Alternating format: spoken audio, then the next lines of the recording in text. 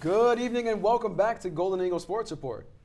Tonight we talk about the big news within the women's basketball program, lacrosse updates, the winners from the NCAA tournament, and more. So get ready, Marquette Nation, because Golden Eagle Sports Report starts right now. Slam dunk! Oh, that's a poster.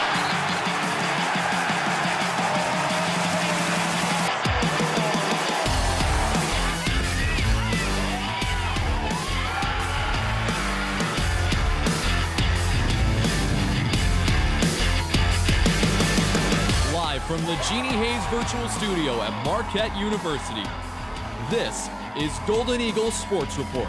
Marquette gets the rebound, and the champions have gone down! Hello everyone, I'm Andrew Muzu. And I'm London Davis.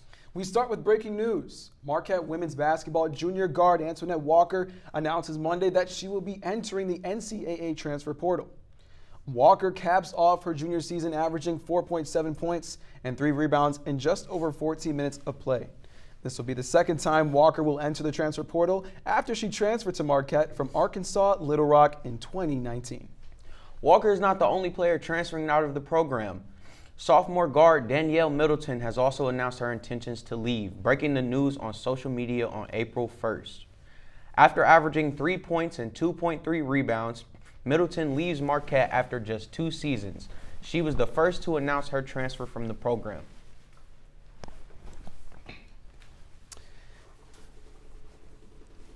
And we would now like to welcome in assistant sports producer, the one and only Kristen Parisi, who broke the news on both transfers. Kristen, it is great to have you on. Oh, it's always great to be here with you, Andrew. All right, let's just get it started with the biggest news, of course. Were you surprised by the news of the transfers? I think for Antoinette Walker, she had her senior day, obviously on Marquette, though Marquette, she's listed as a junior, but she's actually a redshirt junior. So she had her, senior day, her celebration. So I wasn't as surprised that she would transfer because, most of the seniors, after they transfer with all the new rules, they go on to have that one extra year. But for Danielle Middleton, I was pretty surprised because she went from playing literally 1 minute to 12 minutes, and she had 3 points per game. She was really good coming off the bench on defense. So I really thought that she was going to get a bigger role next year.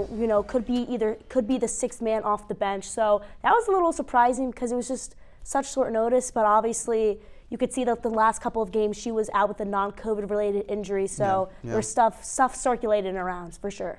I mean, she averaged 0 points last year, barely played, and had such a big season. Obviously, the points and the rebounds, but just the presence on the floor, she was great. And yeah, that's right. And then both Walker and Middleton are coming off career best seasons. Obviously, this is just the start for Middleton, but. How did both of those players really spark that energy off the bench? I thought you saw in the last couple weeks of the season, Antoinette Walker really just grew into such a great player.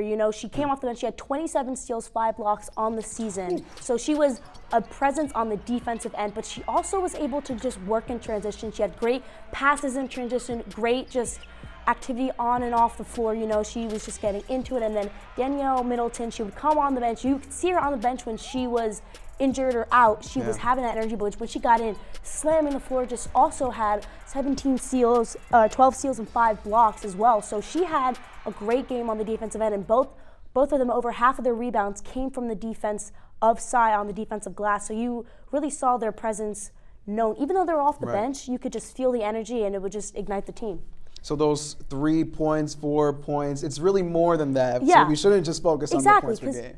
Because you could see that obviously all these other players from everywhere, you could have 2 points a game, but your presence and how you are the floor general, how you act, and how you just command the team is so different.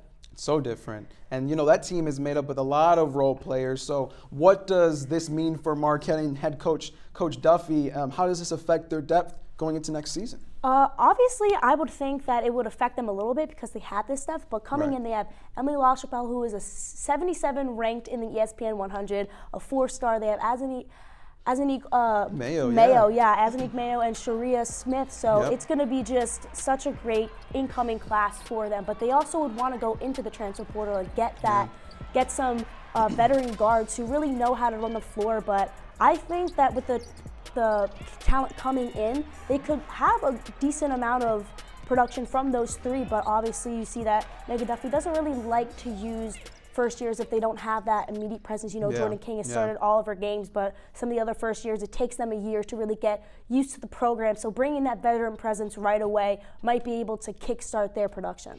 So we're talking about, their activity in the portal, and you said that you want that veteran presence, but how do they make that happen? I think one of the biggest news today is Ashley Owusu from Maryland announcing her transfer. I mean, I'm a Maryland fan. I love watching Maryland basketball. And she is a junior, but she said that some of the things that has unfolded over the season, she wanted to leave. She had 15 points per game. She was a Big Ten Freshman of the Year in 2020. So she has been running the point so well. And obviously, she had South Carolina and UConn and those big names in her list when she was originally committing, but just reaching out and having her or Kylie Watson, Sydney Parrish are all big names that are in the transfer portal.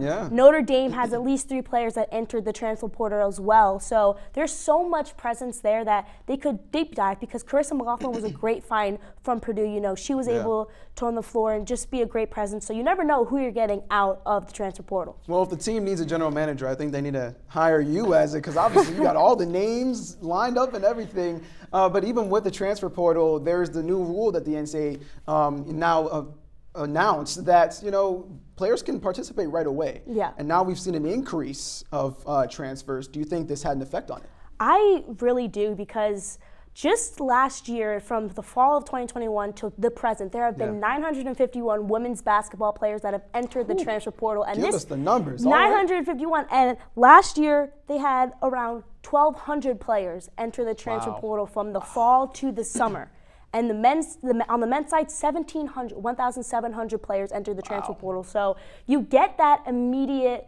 Granted, but that's only for 1 year. So if you transfer back and forth, you're going to have to sit out a year. But I think it really makes it easier for the players, because it's more pressure on the coaches. So the coaches describe it as free agency for these players, because they can go wherever. But it gets them able to really find their best fit, and if they don't like it. But it also is kind of a little problematic, because as you saw with the men's team, they had so many transfers come in. They were iffy on scholarship. So that's going to be a thing for high school recruit scholarship, transfer scholarships, even people who are on scholarships now. So it's kind of like you high and dry, you leave high and dry, and you just go somewhere else. So it's definitely caused a lot of commotion, because there are so many players in the transfer portal, but there are only so many teams to go to. So there was a problem that not enough players had enough places to go. But you just saw St. Peter's today. They're the three-headed monster that led them in the NCAA tournament. They transferred, so now they enter the transfer portal. So now it's like, if you're a small name school and you build your way up, you can go to that big team afterwards. But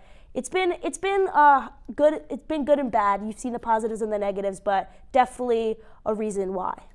Well, Kristen, that was a very long, in-depth answer right there. I guess we could say what we can take from that is competition's 100, loyalty at a 0. So thank you so much, Kristen. And coming up, both lacrosse teams come out hot as they begin Big East play. Find out what happens next.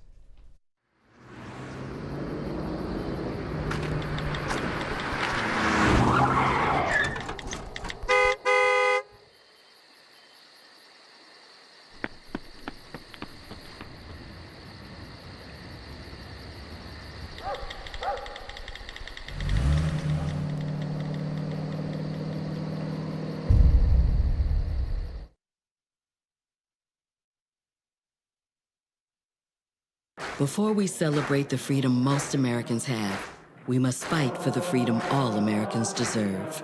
Because all lives can't matter until Black lives matter.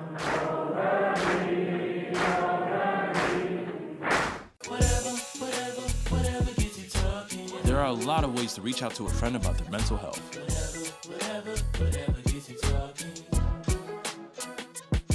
Learn how you can help at seizetheawkward.org.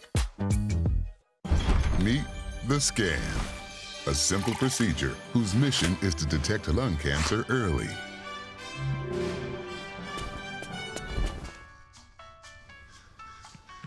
I'm here to save you!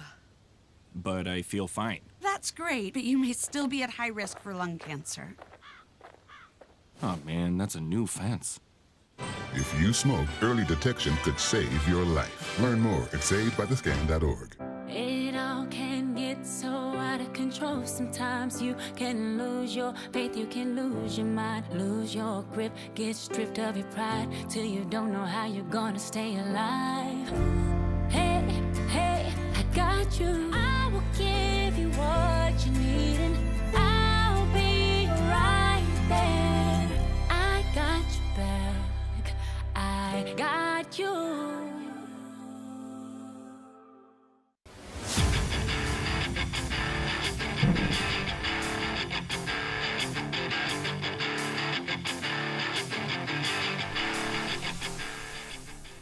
Welcome back to Golden Eagle Sports Report. Once again, I'm Andrew Muzu. And I'm London Davis. The men's lacrosse team opens up Big East play over the weekend with hopes of snapping a 3-game losing streak. Welcoming in the Providence Friars, the Golden Eagles come out of the gates rolling, going on a 6-0 run to start the first quarter. Although the Friars try to climb back into the game, Marquette holds a strong 6-11 victory. First-year attacker Bobby O'Grady leads the Golden Eagles with a season-high 6 goals, and redshirt sophomore Devin Cowan chips in a hat trick of his own in the win. The Golden Eagles hope to go on a 2-game win streak when they take on the St. John's Red Storm on Saturday in New York. And switching over to the Marquette women's lacrosse team, they also open up Big East play as they travel to Connecticut to take on the Huskies.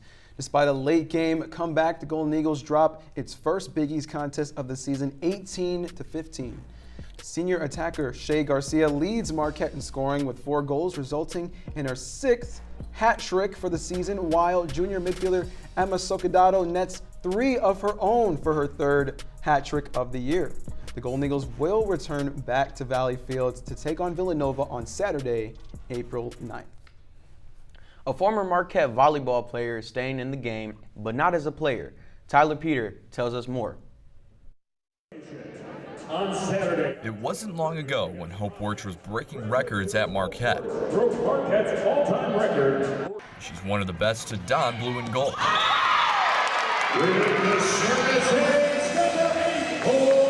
But just 224 miles southwest, you'll find Wirtz at her new home, and this time as a coach. It is quite crazy. Honestly, I was not expecting it.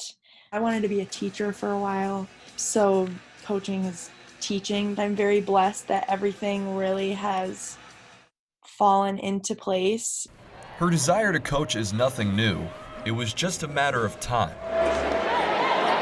We had discussed for years how her process from player to coach and how that transition will work. So it's been really great to watch her grow up, and can't wait to see her in the industry. Wirtz's presence is already being felt at Bradley. She just created in practice today. She just had a little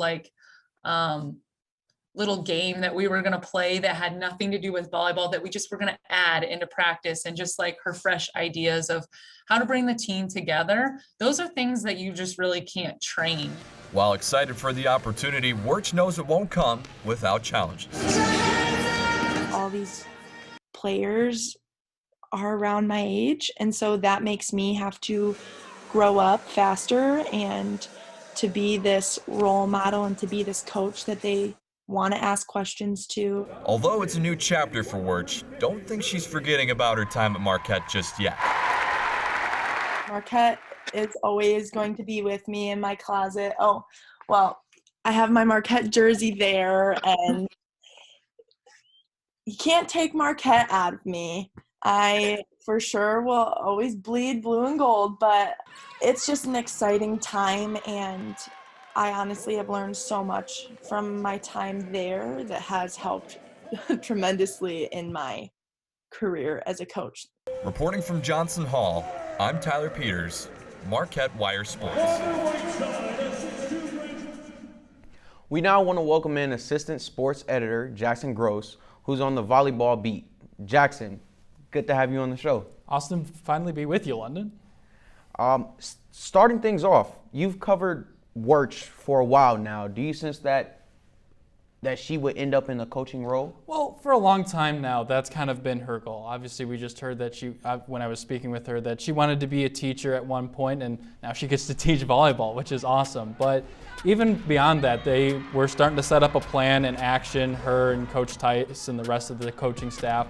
She was going to volunteer in May and then eventually potentially be a graduate assistant in the fall, but teams came a knocking, and she found 3 or 4 different schools and eventually found her way to Bradley. So it's really been a dream come true for her, and I'm not really surprised at all. It's kind of been her plan for a long time now.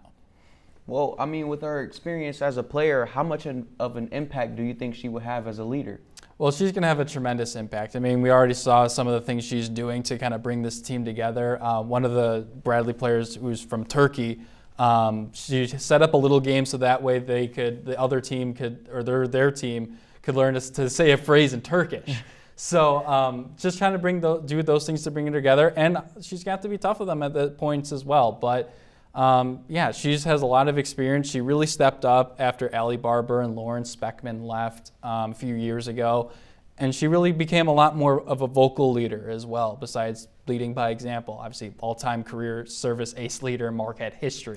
So, yeah, but yeah, no, she's gonna have a tremendous impact on Bradley's team.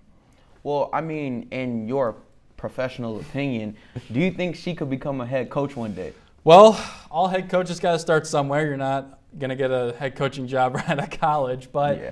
I think at some point she really will. She has the right makeup she has a lot of leadership experience in the past, and she's just going to continue to grow. Not only is she going to continue to learn how to be a coach, like during games and practices, but she's going to learn a lot about a lot of behind-the-scenes work of setting up practices or flights or all those other behind-the-scenes things as she grows. And both Coach Williams, the other assistant coaches at Bradley, they're willing to let her teach her those ropes because some of the other things that she brings along with her.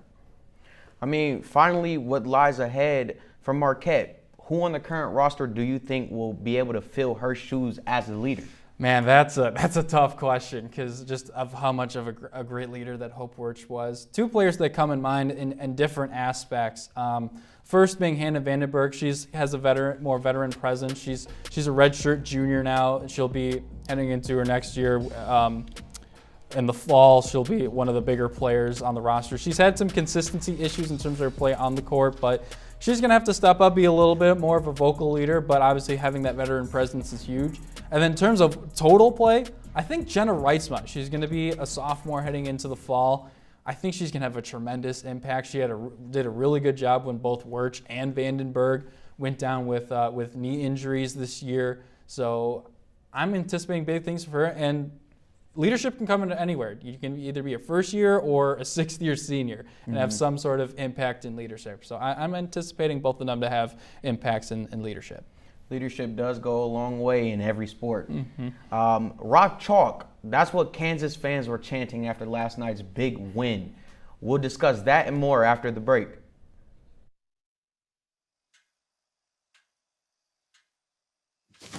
Awkward. I'm the awkward silence.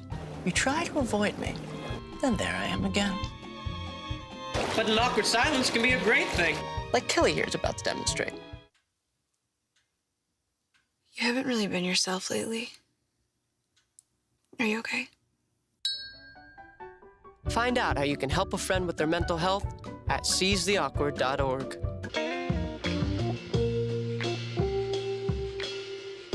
After you joined our family, it was like, I really do feel complete now.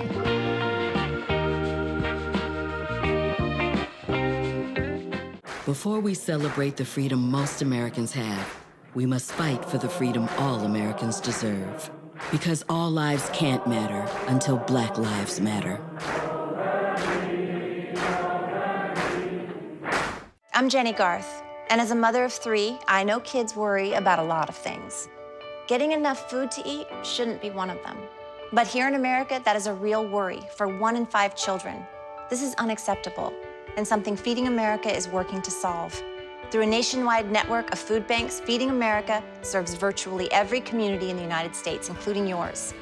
See how you can help your community. Visit feedingamerica.org. Together, we can solve hunger. Together, we're feeding America. Roll over. When you adopt a shelter pet, you discover all the things that make them unique.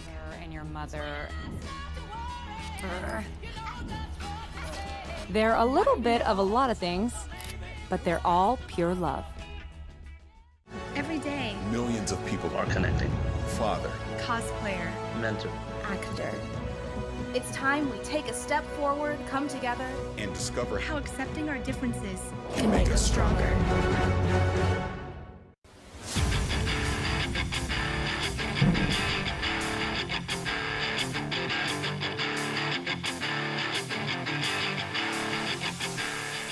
And we're back in Studio 7 as we will discuss the new NCAA champions, the final stretch of the NBA regular season, and opening week of the MLB.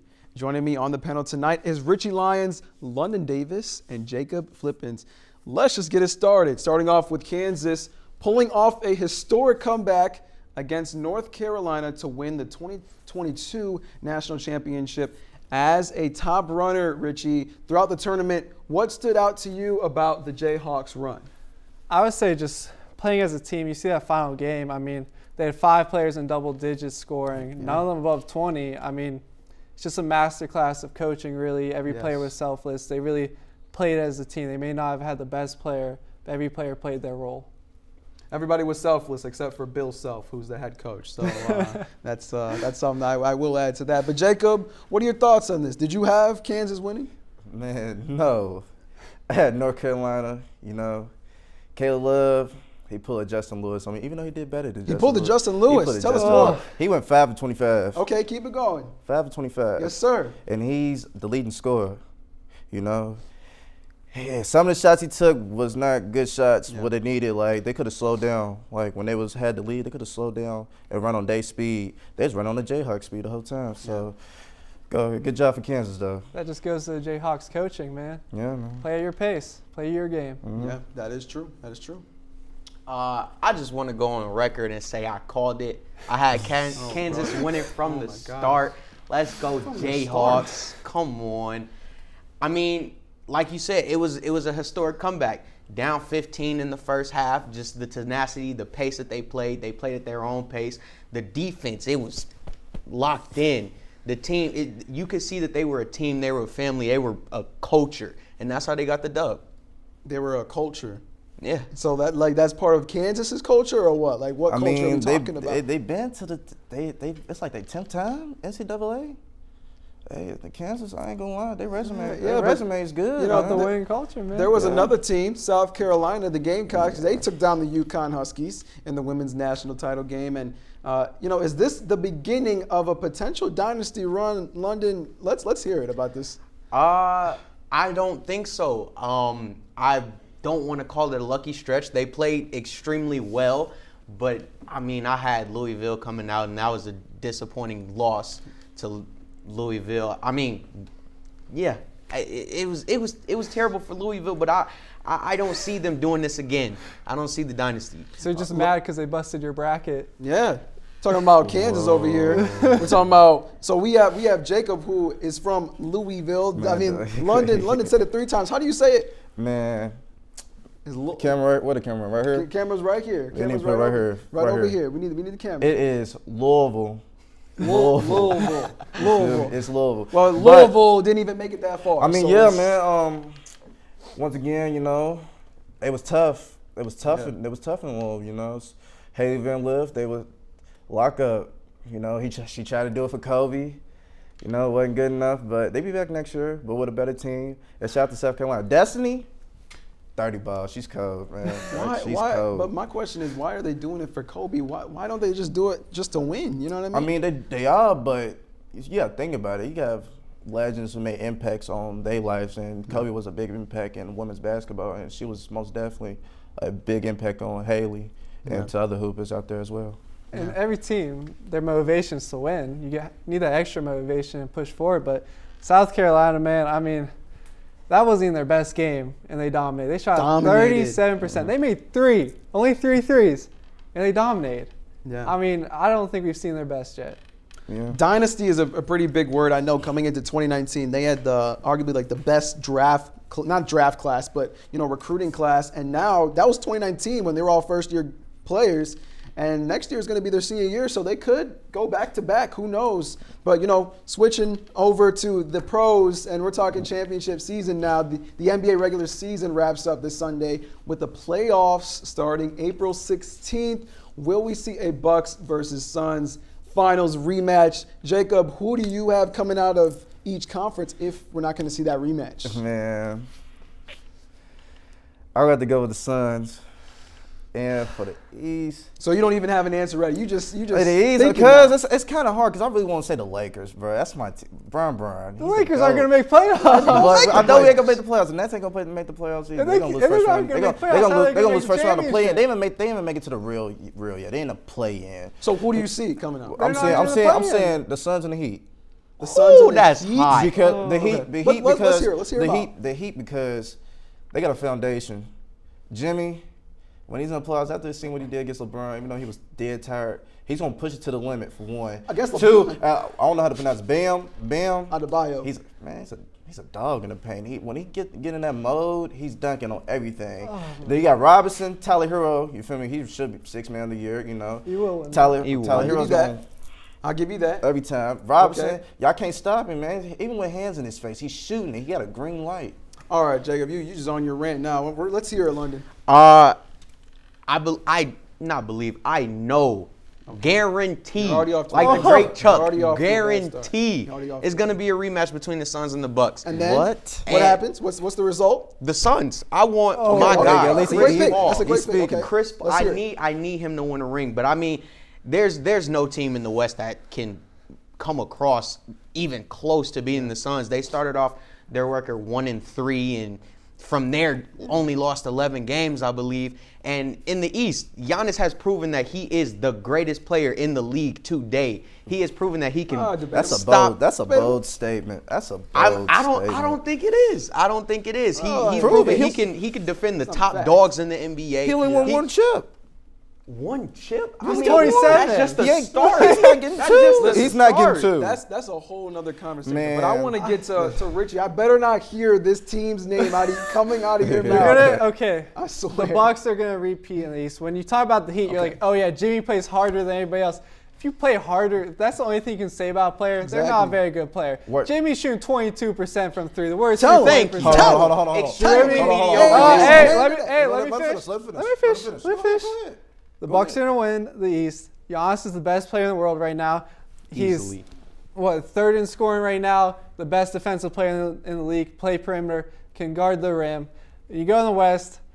Now, I will say the Timberwolves until they lose, but if the Timberwolves lose, it's gonna be the Dallas Mavericks. Oh my gosh! You don't believe in Luka Magic? Oh my That's God. one person. Luka Ball. Oh my gosh! Is gonna lead him the whole way. You watch the Mavericks. Listen, he gonna running win on through 2K. Luka. America, Marquette Nation. All these weeks, Richie was asking to be on this show, and you have been banned from this show. Okay. I know. Tyler Peters you guys are picking calls the CP, shots. blow a 3-1 lead. The Dallas Mavericks. Don't disrespect Chris Paul like that. Chris Paul chokes all the time. I'm 3-1 not here leads. for the He'll CP3 choke them all day long. No. Up blown 3-2-0 leads in the playoffs. Man. And you think that man? You think it's gonna change listen, after 20 years? Listen, hard work beat talent when talent doesn't work hard. KD said that. Oh Yes. my goodness! And Everybody, let that sink in. Everybody, JB, Heat this was 4-2. This was a great discussion, and hopefully we have this again because I don't know what's going to happen. But we're out of time. But be sure to tune in on April 19th for all of our coverage of Marquette sports and more. I'm Andrew Muzu. Good night, Marquette.